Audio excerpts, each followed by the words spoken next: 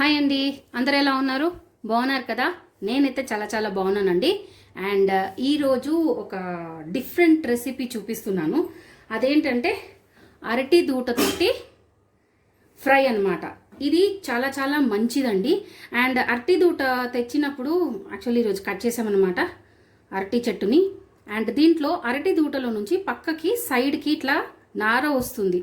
ఇలా పట్టుకొని సన్నగా జాగ్రత్తగా లాగితే మీకు ఒత్తిలాగా వస్తుందన్నమాట. ఈ ఒత్తిని కార్తీక మాసంలో ఎప్పుడైనా కానీ గుళ్ళో కానీ ఇంట్లో కానీ ఇలా ఒత్తులు తయారు చేసుకొని, నారతోటి ఒత్తులు తయారు చేసుకొని దీపం ముట్టిస్తే చాలా చాలా మంచిదండి. సంతానం లేని వాళ్ళకి సంతానం అవుతుందంట. అలాగే సంతానం ఉన్న వాళ్ళకి వాళ్ళ వంశం అనేది పెరుగుతుందంట అండి. చూడండి, నార తీస్తున్న కొద్దీ నార వస్తుంది.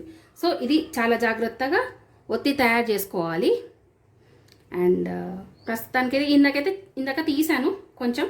అండ్ ఇప్పుడు కూడా కొంచెం మీకు చూపించడానికి నేను తీస్తున్నాను. అండ్ ఇప్పుడు వీటిని మనం సన్నగా ముక్కలుగా కట్ చేసుకొని వాటర్లో ఉడకబెట్టుకోవాలి. అది ఎట్లనో నేను మీకు చూపిస్తాను. ఇది కట్ చేసేటప్పుడు కాస్త హార్డ్ ఉంటుంది, జాగ్రత్తగా కట్ చేయాలి. అండ్ నార నారలాగా వస్తుంది. నార వచ్చినా కూడా మీరు జాగ్రత్తగా తీసి కట్ చేసుకోండి. నార వచ్చినప్పుడు తీసి పక్కన పెట్టుకోండి అలాగా. అండ్ వీటిని పక్కన పెట్టుకుంటే ఒత్తుల్లాగా తయారు చేసి పెట్టుకోవచ్చు. అండ్ ఇంకోటండి, ఈ అరటి దూటది తినడం వల్ల మనకి వెయిట్ లాస్ అవుతుందంట. అండ్ కిడ్నీలో ఏమైనా రాళ్ళు ఫామ్ అయి ఉంటే అవి పోతాయంట. And haemoglobin పెంచుతుందంట.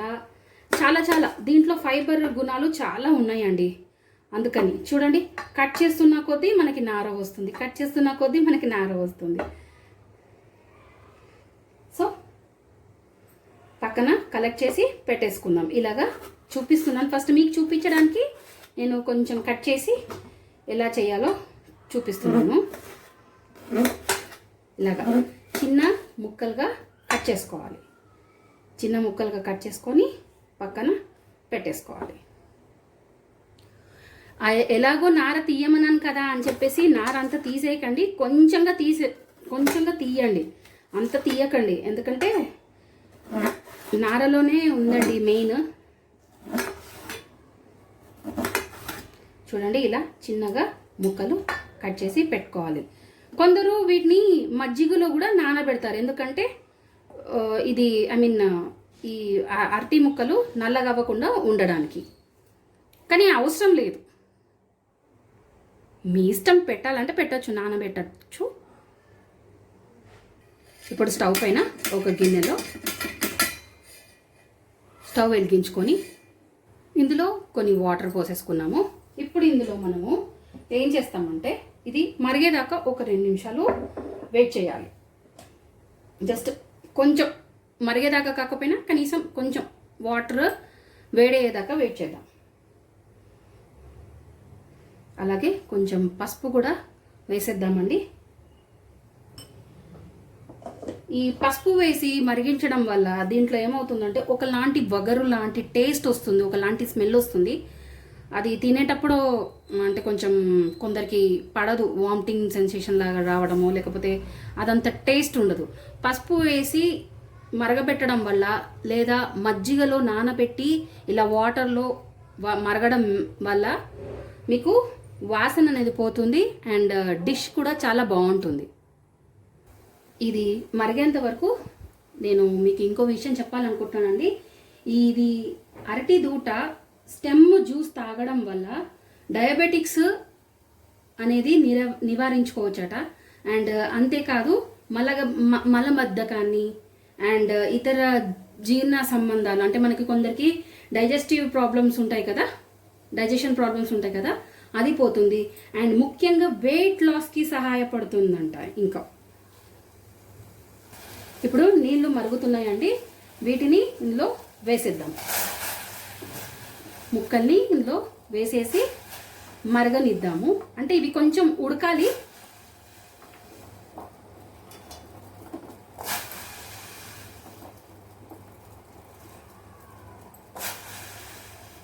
ఒక 5 మినిట్స్ దాకా వీటిని ఉడకపెట్టేసుకుందాం మనం.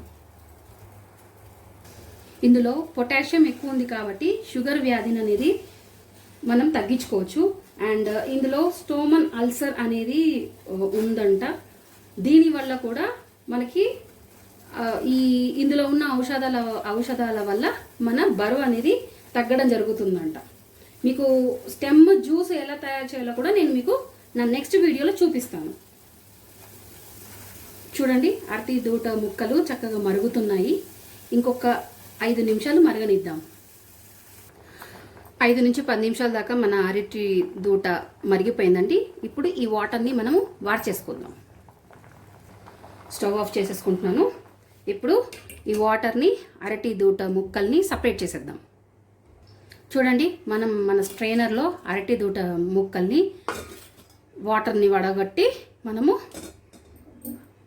ఈ ముక్కల్ని సపరేట్ చేసుకున్నాం. ఇప్పుడు వీటిని మనం ఫ్రై చేసేసుకుందాం. ముందుగా ఇప్పుడు స్టవ్ పైన మనము కడాయి పెట్టేసుకొని ఆన్ చేసేసుకున్నామండి. ఇది వేడయ్యేదాకా వెయిట్ చేద్దాం. అండ్ అప్పటి వరకు మనం ఏం చేయాలి అంటే కొంచెం ఒక 3 నుంచి 4 దాకా పచ్చిమిర్చి తీసుకొని సన్నగా కట్ చేసి పెట్టేసుకోవాలి. 4 పచ్చిమిర్చిని మనం సన్నగా తరిగి పెట్టుకున్నాము. ఇప్పుడు పాన్ కూడా వేడెక్కేసింది. ఇందులో నూనె పోసేద్దాం. ఇప్పుడు నూనె పోసేస్తున్నాను. కొంచెం ఎక్కువ పోసుకోండి, వగరు టేస్ట్ అదంతా పోవడానికి.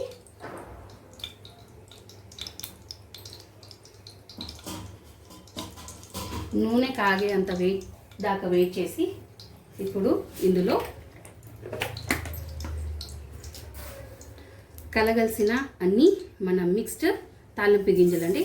ఆవాలు, మినపప్పు, జీలకర్ర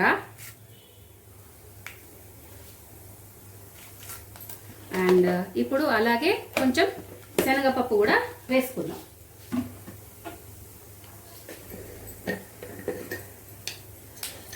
కొద్దిగా శనగపప్పు ఎక్కువ వేస్తే మంచి క్రంచీగా ఉంటుంది, బాగుంటుంది అన్నమాట.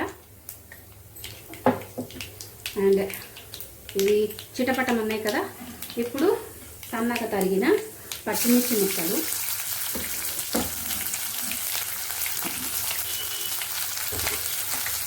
అలాగే ఒక 2-3 ఎండుమిర్చి వేసేసుకోండి.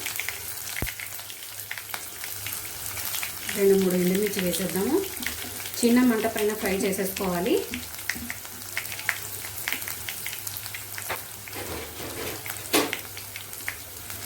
చిన్న మంట మీద ఫ్రై చేసేసుకుందాం.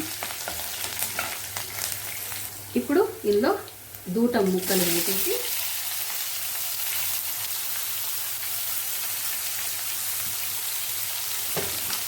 చక్కగా ఫ్రై చేసేసుకున్నాం.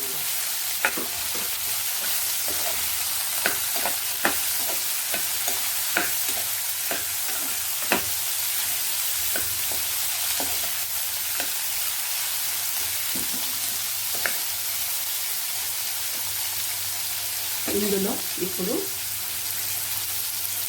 కొద్దిగా ఇంగువ, కొంచెం అంటే కొంచెం ఇంగువ, అలాగే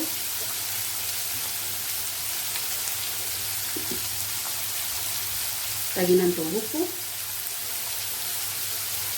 వేసి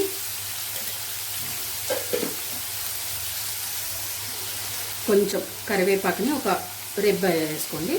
ఇది చక్కగా నలిపేసి ఇలా వేయాలి. ఎప్పుడైనా కరివేపాకు కూరల్లో, పప్పుల్లో వేసినప్పుడు నలిపి వేస్తే మంచి ఫ్లేవర్ వస్తుంది. అండ్ మన కరివేపాకు తెలిసిందే కదండి, కరివేపాకు వల్ల చాలా ఉపయోగాలు ఉన్నాయి.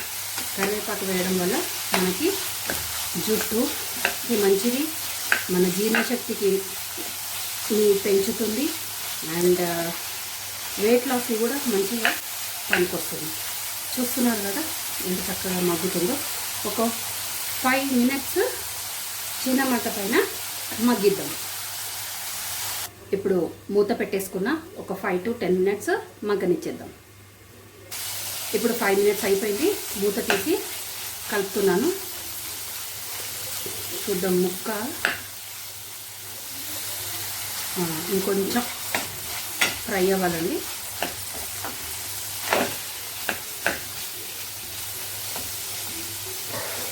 ఇంకొక 5 నిమిషాలు ఫ్రై అవ్వాలి.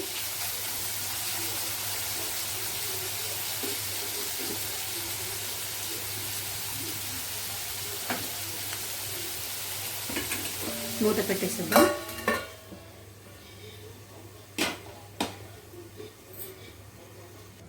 ఫైవ్ మినిట్స్ అయిపోయింది. మళ్ళీ ఒకసారి మూత తీద్దాము.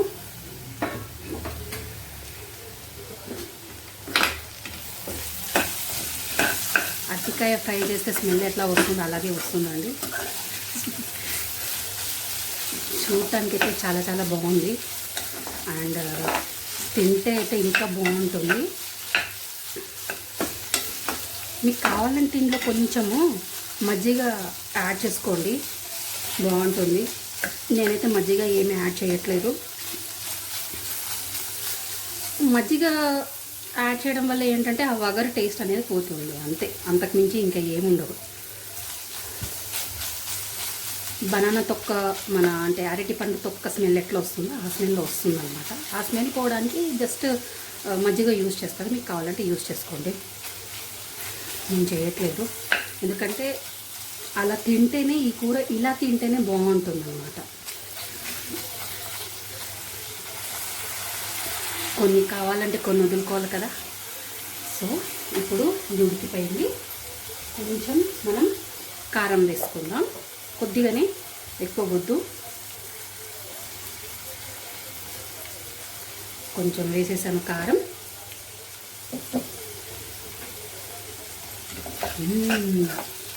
మంచి స్మెల్ వస్తుందండి.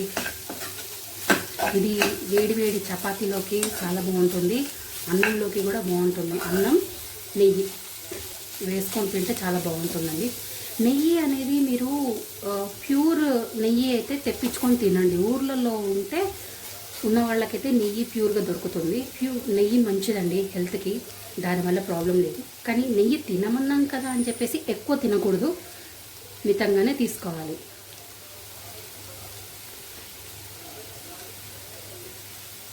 కొంచెం తీసుకుంటేనే హెల్త్కి మంచిదండి, ఎక్కువ తీసుకోకండి. అండ్ నాకు తెలిసి ఈ వీడియో నచ్చింది అనుకుంటున్నాను. మీకు కనుక ఈ వీడియో నచ్చితే లైక్ చేసి, షేర్ చేసి, సబ్స్క్రైబ్ చేయండి. అండ్ గంట సింబల్ నొక్కడం మర్చిపోకండి. అందరూ హెల్తీగా ఉండండి. Bye bye.